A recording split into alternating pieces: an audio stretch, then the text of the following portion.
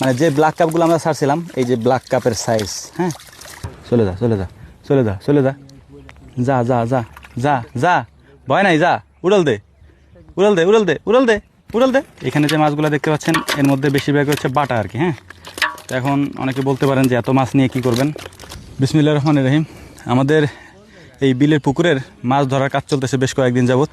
মানে সারাদিন মাছ ধরে হচ্ছে তাফালে রাখে, ভোর রাত্রের দিকে হচ্ছে এই মাছ নিয়ে যাওয়া হচ্ছে আড়তে। তো দুপুরের দিকে মাছ ধরা হয়েছে, তো আমরা মাত্র আসছি, তো এসে দেখতেছি যে এখানে মাছ নিতে আসছি আর কি। ওই যে মাছরাঙা একটা ভিতরে গেছিলো, বক্স ছিল এখানে, মাছরাঙাটা ভিতরে পরে আর উঠতে পারতেছেন আর কি। আমি ধরে উঠে দে, তো জানি কামড় দেয় না দেখিস, ও কিন্তু ঠোঁট কিন্তু বিশাল বড়। আস্তে আস্তে সাবধানে, এদিকান ওরে আমরা ছেড়ে দিব, শরীরটা একবারে ভিজে চাপচুপ হয়ে গেছে, কিন্তু কামড় না দেয়। বিসমিল্লাহ, যা যা চলে যা চলে যা চলে যা চলে যা, যা যা যা যা যা, ভয় নাই, যা, উড়াল দে উড়াল দে উড়াল দে উড়াল দে উড়াল দে, যা, ঠিক আছে।